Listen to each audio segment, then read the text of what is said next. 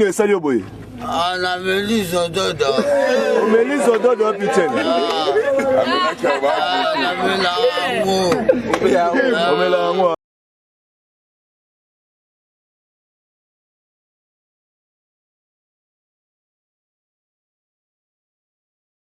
Chers compatriotes, il y a 6 ans, je prenais congé de mes responsabilités en tant que président de la République, chef de l'État. Et fait inédit dans notre pays, en près de 60 ans d'indépendance. J'ai passé pacifiquement la main à un nouveau chef d'État.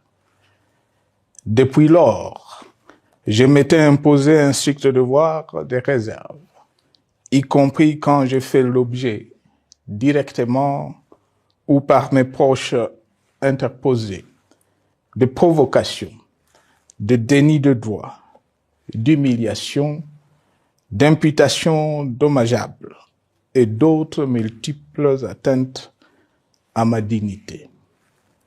D'abord, parce que je suis convaincu que le temps est le meilleur allié de la vérité, un antidote lent mais puissant contre le venin du mensonge et de la délation.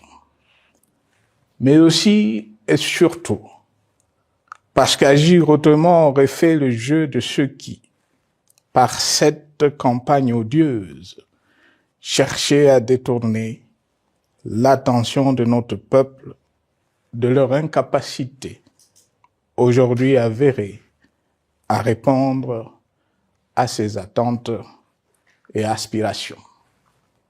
J'ai enfin décidé de briser ce long silence, de sortir de ma réserve et de m'adresser à vous parce que l'enjeu est de taille. Il est même existentiel. Non pas pour ma famille politique ou biologique, moins encore pour ma modeste personne, mais plutôt pour la nation congolaise et pour l'avenir de notre cher et beau pays. J'ai décidé de briser le silence parce qu'au vu de la situation que traverse notre pays, continuer à me taire m'aurait rendu poursuivable devant le tribunal de l'histoire pour non-assistance à plus de 100 millions de compatriotes en danger. Je saisis cette opportunité pour partager avec vous mes réflexions et participer ainsi à la recherche de la solution à la crise que traverse notre pays, la République démocratique du Congo, terre de nos ancêtres, car il est gravement malade et son pronostic vital engagé. Mieux que quiconque, vous en êtes conscient, car vous en faites quotidiennement les frais dans votre chair et vous en payez le prix. Mes chers compatriotes, vu l'importance stratégique de notre pays et le rôle qu'il est appelé à jouer, j'avais, de l'avènement au pouvoir du chef de l'État actuel, conclu avec lui un accord donnant naissance à la coalition entre nos forces politiques respectives. À propos de cet accord, beaucoup de contre-vérités ont été dites, y compris, fort malheureusement, par celui qui est censé connaître la vérité, parce qu'en étant l'un de 2 principaux signataires. En attendant qu'au moment opportun, la vérité soit rétablie, preuve irréfutable à l'appui, permettez-moi pour l'instant d'affirmer qu'en ce qui me concerne, la conclusion de cet accord n'avait pour seule motivation que l'intérêt supérieur de la nation.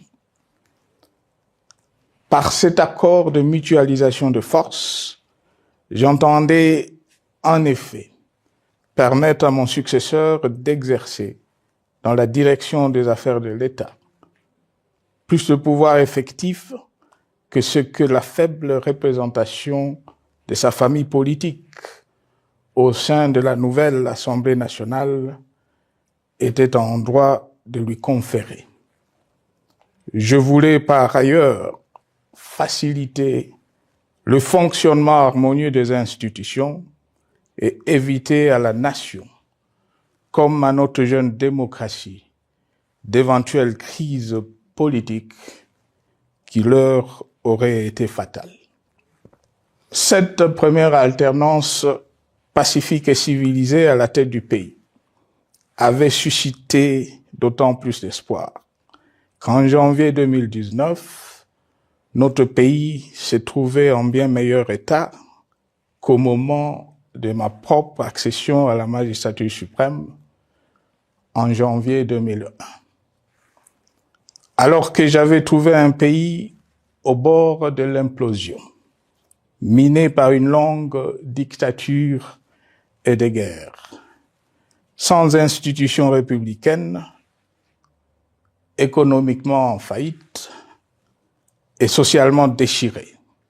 Bref, un pays dont l'incertitude de lendemain menaçait la stabilité de toute la région. Le 24 janvier 2019, j'avais en effet légué un bien meilleur héritage à mon successeur, à savoir un pays réunifié, largement pacifié et dont les limites territoriales correspondaient exactement à celles qu'elles étaient au 30 juin 1960. Une nation reconstituée, réconciliée et fière de sa diversité. Un État doté d'une constitution progressiste et des institutions fonctionnant harmonieusement. Une économie dynamique et résiliente et débarrassée du fardeau de la dette hérité de régimes antérieurs, du fait de multiples réformes structurelles engagées. Une armée nationale républicaine de plus en plus professionnelle et capable de relever le défi de la défense de l'intégrité du territoire national. Une démocratie en constante consolidation, avec notamment l'organisation sur fonds propres d'un troisième cycle électoral. Le cœur serré, je constate qu'à peine 6 ans après, ce bel héritage en indivision, légué à l'ensemble de notre peuple, a été complètement dilapidé par celui qui en avait reçu la garde. Que notre pays offre un spectacle de plus désolant et qu'il suscite d'autant plus de désespoir au sein de notre peuple et de pitié et de moquerie à travers le monde, que l'inconscience de ses dirigeants ne permet aucun espoir de redressement. Cette détérioration rapide de la situation générale du pays est principalement due à l'inverse du pouvoir sans limite.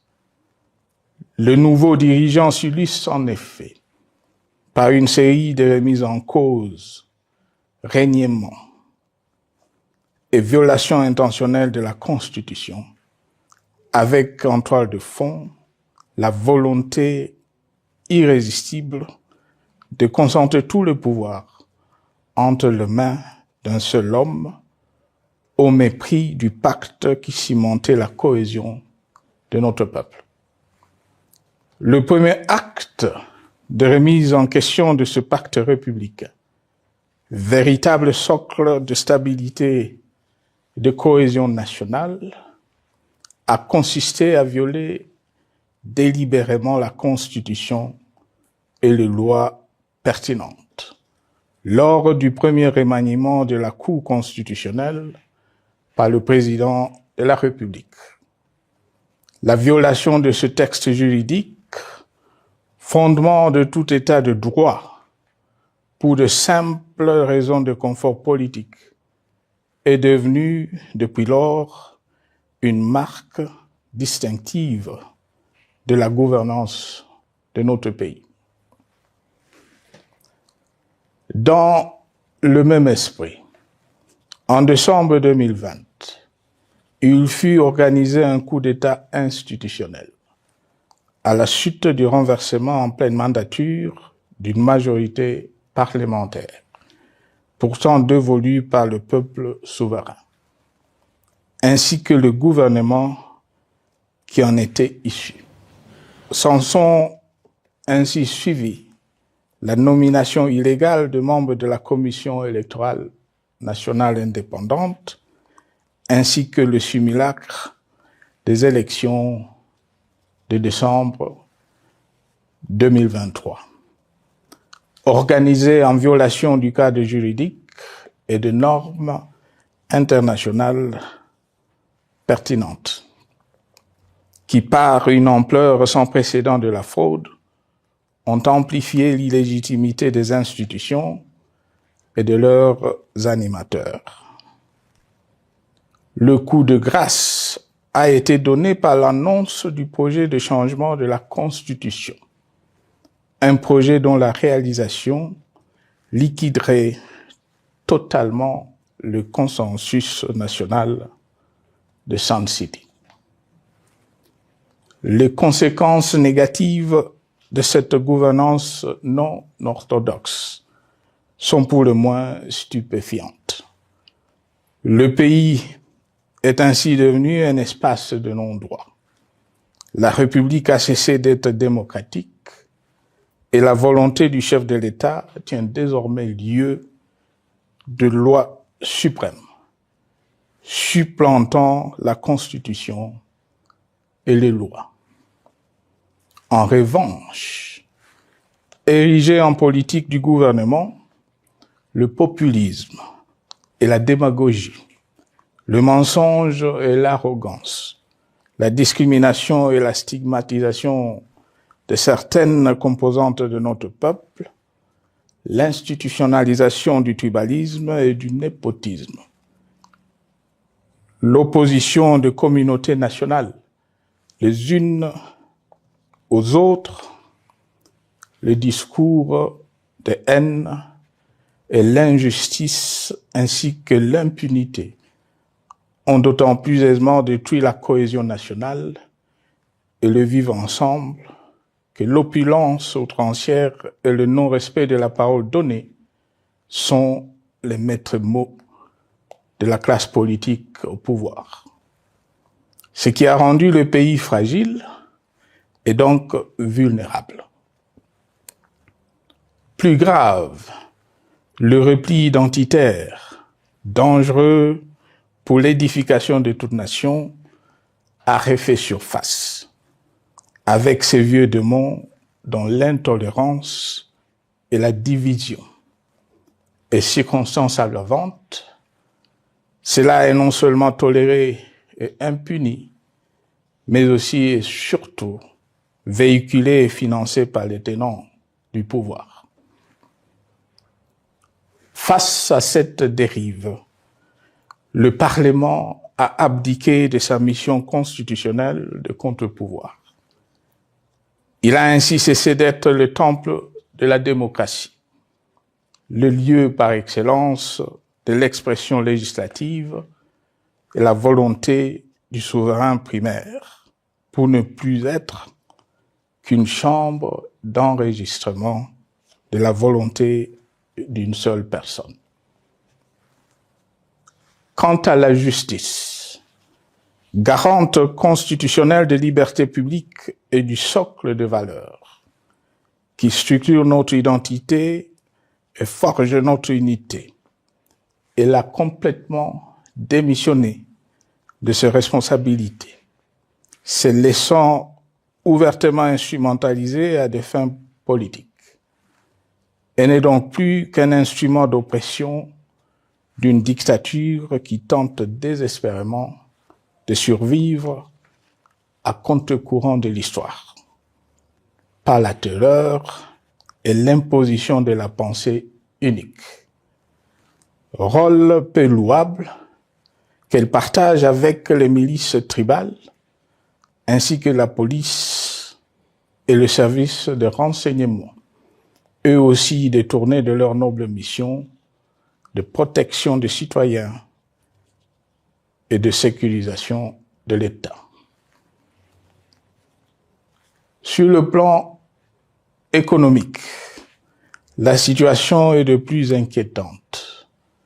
Malgré l'augmentation des recettes publiques, essentiellement due à l'arrivée à maturité de toutes les réformes courageusement votées de 2002 à 2018, notamment le nouveau code minier, forestier, des hydrocarbures, des assurances et de la sous-traitance, et un niveau d'aide financière accrue de la part des institutions de Bretton Woods.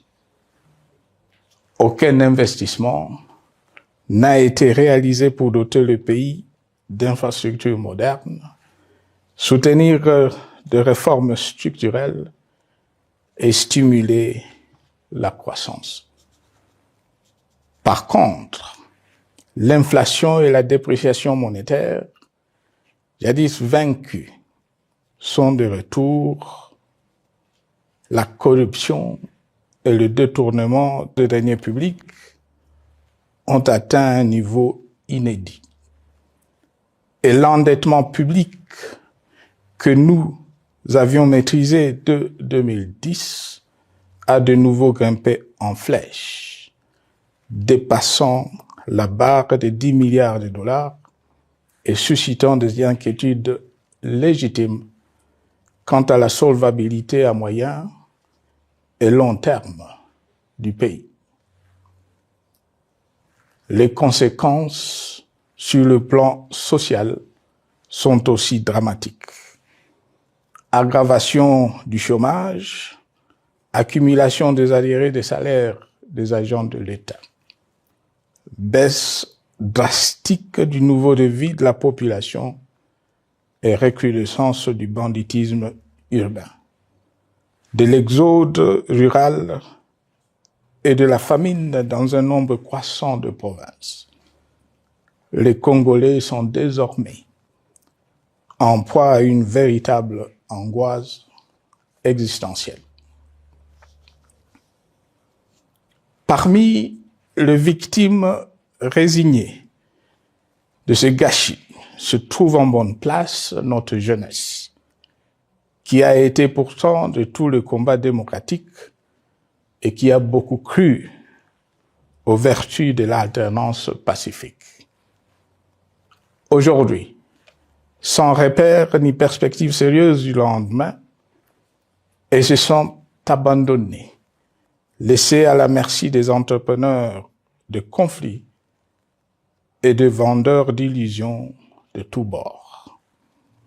Rien de ce qui lui a été promis depuis 6 ans n'a été réalisé. À cette jeunesse désabusée, comme à l'ensemble de notre peuple, nous tenons à donner une assurance. L'échec d'un régime compromet, mais ne scelle pas définitivement le sort d'un peuple. Mes chers compatriotes, s'agissant de la situation sécuritaire, dans les grandes agglomérations comme dans nos campagnes, elle est partout plus que préoccupante.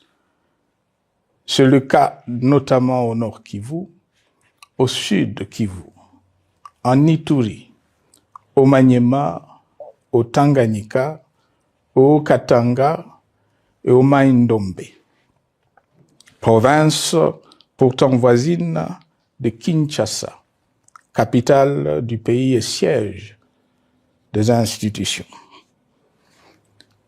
Le sang de nos compatriotes civils et militaires, valeureux officiers et soldats des rangs, mais aussi députés, éminents membres de la société civile ou de partis politiques, a ainsi abondamment et gratuitement coulé. Du fait de l'intolérance, du cynisme, voire pire, d'un terrorisme d'État pratiqué dans un seul et unique dessein, l'abus du pouvoir pour le pouvoir. C'est le cas, entre autres, de plusieurs centaines de détenus du centre pénitentiaire de rééducation de Makala, sauvagement abattus dans la nuit du 1er au 2 septembre 2024, victimes sans défense d'un crime incontestable contre l'humanité, à ce jour resté impuni. Il en est de même de membres de la secte mystico-religieuse Wazalendo de Goma, de jeunes de la Junafek à Lubumbashi et du massacre des adeptes de l'église Mbidi à Kilwa. Cette déliquescence de la situation sécuritaire est due à la mauvaise gouvernance du pays qui, dans ces secteurs, est aujourd'hui caractérisée par une formation militaire bâclée, des recrutements et mises en place ethniquement motivés, ainsi que par l'emprisonnement sans jugement, aussi bien de plusieurs militaires et officiers de haut rang que des agents de l'ordre et de sécurité, majoritairement swahiliphones.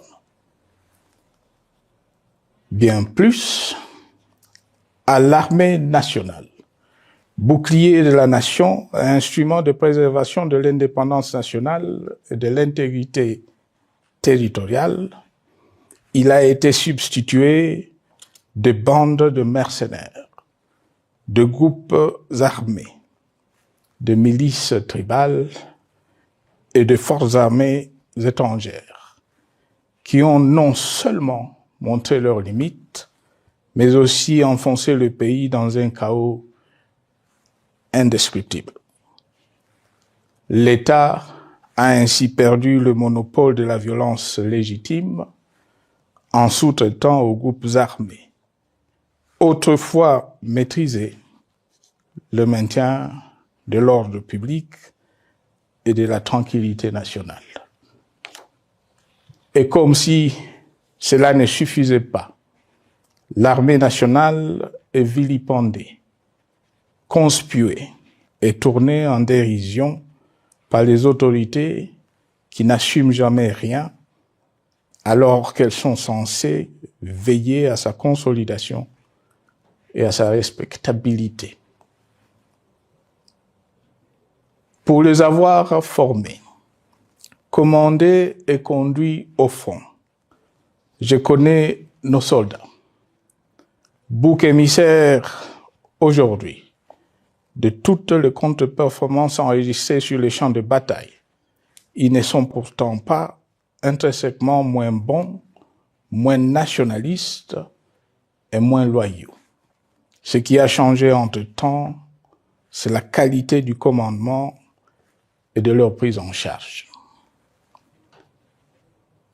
Au niveau régional, le gouvernement a levé l'option désastreuse de se détourner de deux principaux instruments internationaux qui étaient à la base de l'architecture régionale de paix et de sécurité, laquelle avait permis la stabilité régionale que le président actuel avait trouvée lors de son accession au pouvoir, à savoir le pacte sur la sécurité, la stabilité et le développement dans la région de Grand Lac et l'accord cadre pour la paix, la sécurité et la coopération pour la République démocratique du Congo et la région.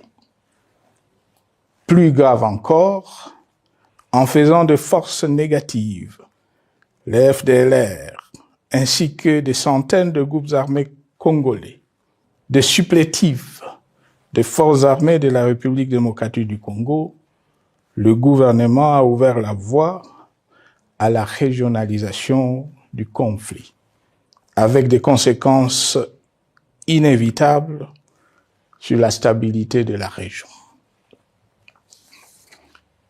Mes chers compatriotes, alors que sur le plan institutionnel, politique, économique et social, les fondamentaux avaient été établis et que le pays avait été placé sur la rampe de lancement, prêt à décoller.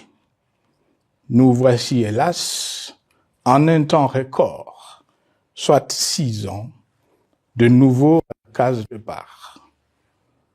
Seul d'un État failli, divisé, désintégré, au bord de l'implosion, inscrit en bonne place au palmarès de pays pauvres, le plus corrompu et très endetté. En atteste tout le rapport tant du Conseil de sécurité des Nations Unies que ceux sur l'indice de développement humain et sur la pauvreté. La crise qui déchire notre pays est donc profonde et multidimensionnelle. Sa solution doit être nécessairement globale. Toute autre approche n'a donc aucune chance de conduire à une paix durable. Bien plus, le Congo est intemporel. Il n'appartient pas à tel ou tel régime politique. Ce dernier étant par définition rotatif et donc passager en démocratie. Il appartient plutôt au peuple congolais dans sa grande diversité. Ce qui est vrai du Congo l'est aussi des immenses ressources du sol et du sous-sol dont il regorge et qui sont essentielles à la croissance et au développement à l'échelle internationale. Que tous, au pays comme à travers le monde, en tiennent compte et qu'ils inscrivent leurs projets dans une perspective qui privilégie l'intérêt du Congo et des Congolais, plutôt que celui de ceux qui, à un moment ou à un autre, dirige le pays. Cela étant, pour sauver le Congo, les griefs légitimes du peuple congolais contre le régime en place ne peuvent être éludés. Ils doivent plutôt être pris en compte. La dictature doit prendre fin et la démocratie, tout comme la bonne gouvernance économique et sociales doivent être restaurées. Car, comme en témoigne l'histoire, il ne peut y avoir de solutions sécuritaires définitives sans solution politique sincère. Sinon, il y aura de nouvelles vagues de convulsions politiques, de troubles à la paix, d'insécurité, d'instabilité institutionnelle, de conflits armés et de guerres civiles. Perspective qu'en toute responsabilité, nous Congolais ne pouvons plus nous permettre. Il est dès lors vital que les multiples initiatives de recherche de la paix, Luanda, Nairobi, EAC SADC, l'Union africaine, Doha et Washington, que nous accueillons favorablement, les considérant comme autant de signes de compassion et de solidarité à notre peuple soient conscientes de cette exigence. Qu'elles accordent aux Congolais à la fois maîtres de leur destin et premières victimes de cette crise la place centrale qui leur revient de droit, aussi bien dans le diagnostic du mal dont souffre le pays que dans la prescription du traitement dont il a besoin pour en guérir définitivement. Il convient de noter à ce sujet que le gouvernement de Kinshasa s'est enfin résolu à se mettre autour d'une même table avec l'AFC M23 depuis plusieurs semaines à Doha. Même si, bizarrement, il continue à considérer comme un crime le fait que les autres Congolais se parlent entre eux. C'est le lieu pour moi de saluer la démarche des évêques de la CENCO et de l'ECC, qui a le mérite de n'exclure du débat aucun sujet, ni aucun de nos compatriotes. Sans être parfaite, cette initiative conjointe des Églises mérite le soutien et, si nécessaire, des enrichissements de la part de notre peuple. Mes chers compatriotes, une fois n'étant pas coutume, il convient de dénoncer la falsification de l'histoire par ceux dont le jeu pervers dans l'opposition naguère, comme aujourd'hui au pouvoir, a consisté et consiste encore à calomnier, à diffamer, à diaboliser et à diviser pour gagner et régner, à se défausser sur les autres pour justifier leur contre-performance, quelles qu'en soient les conséquences sur la cohésion nationale ou en termes de vies humaines injustement brisées ou perdues. Une preuve, s'il en fallait encore, vient de nous en être donnée une fois de plus. Il y a quelques jours, en effet, suite à une simple rumeur de la rue ou des réseaux sociaux sur ma prétendue présence à Goma, où je veux me rendre dans le prochain jour, comme annoncé par ailleurs, le régime en place à Kinshasa a pris des décisions arbitraires, avec une légèreté déconcertante qui témoigne du recul spectaculaire de la démocratie. Mieux que quiconque, vous savez que pour moi, le Congo est la priorité absolue, que sa souveraineté et son intégrité territoriale ne sont pas négociables, que mon engagement pour la démocratie, la cohésion nationale, la paix et la stabilité n'est pas un slogan creux, et que le respect de la Constitution et des lois du pays, autant que celui de la parole donnée, sont sacrés. Militaire, j'ai juré de défendre la patrie jusqu'au sacrifice suprême.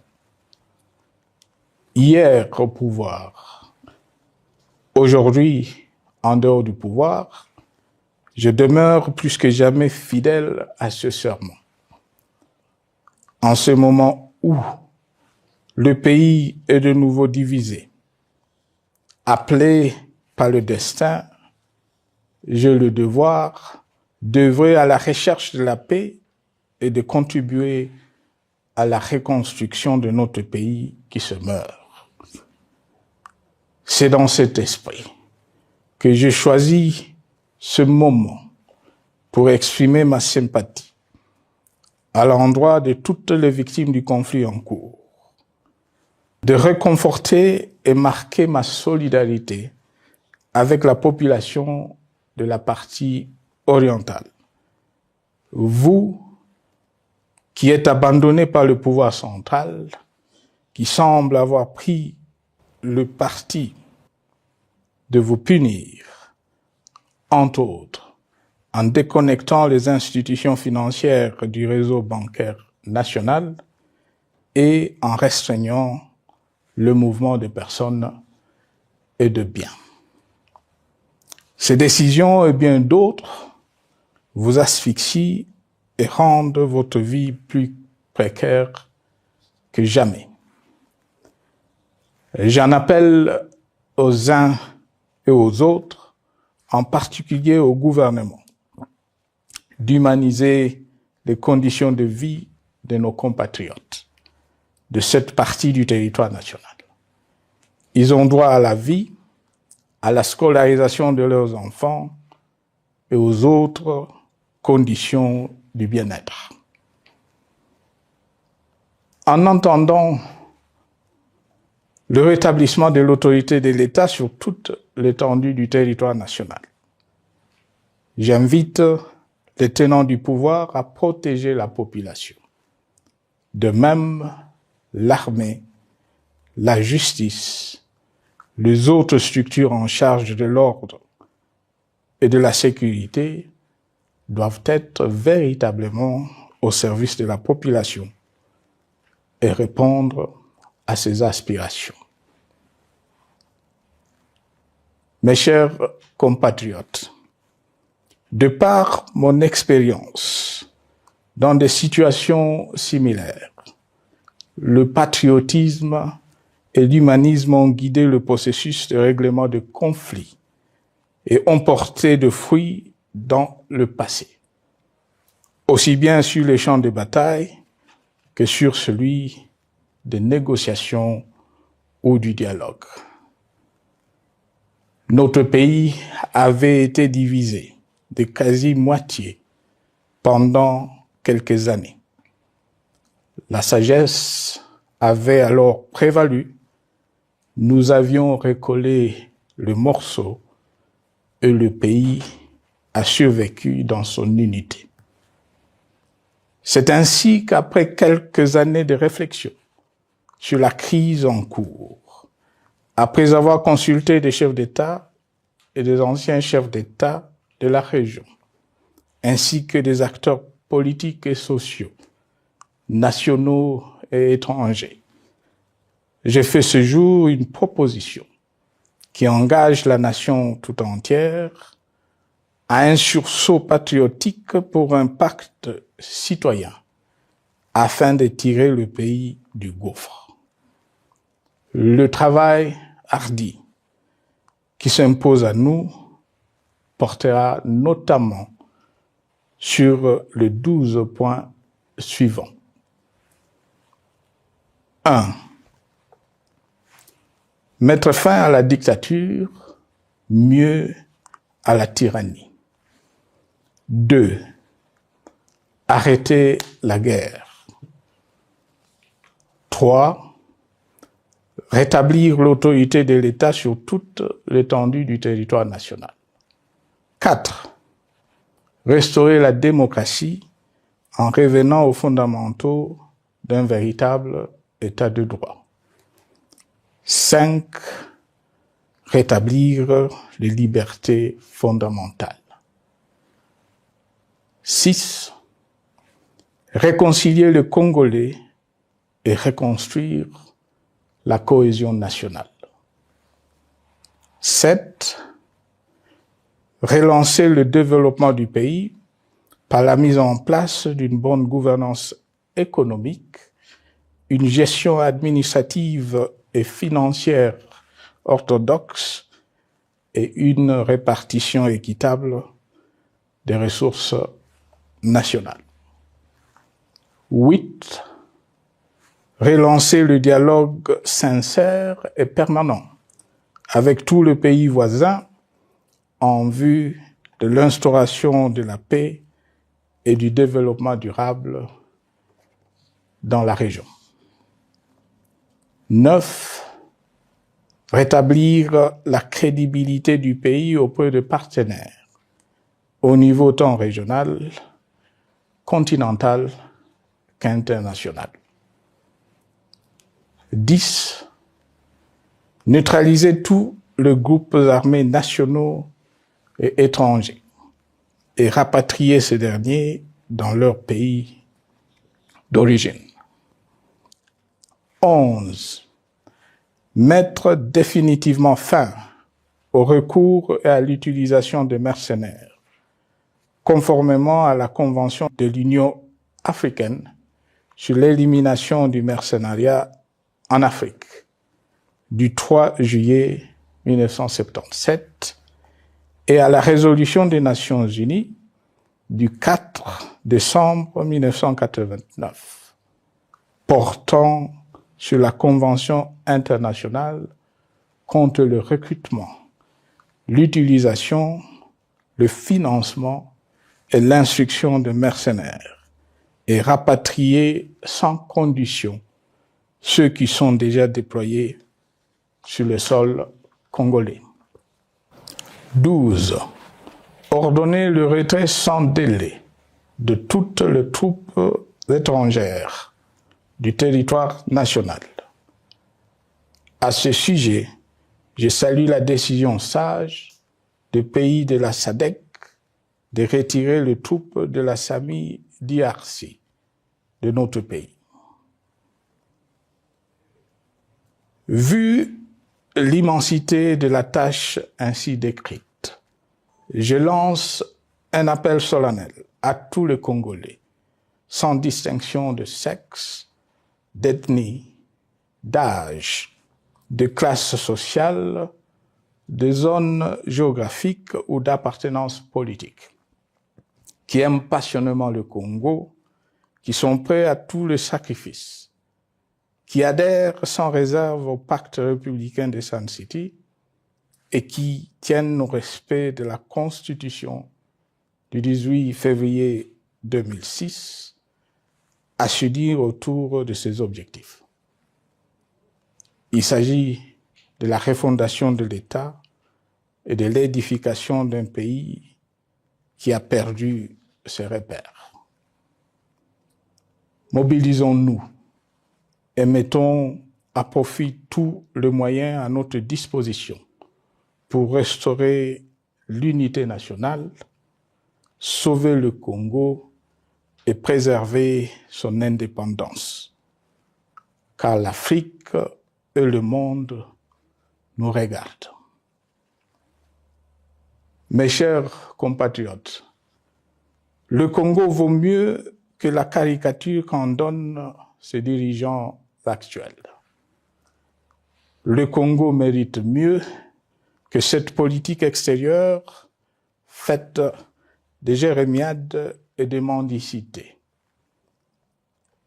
J'ai donc la ferme conviction que le peuple congolais est capable, aujourd'hui comme en 1960, de vaincre le démon de la division, qu'il est capable aujourd'hui, comme au cours de la décennie 90, de vaincre la tyrannie et la tentation du pouvoir absolu.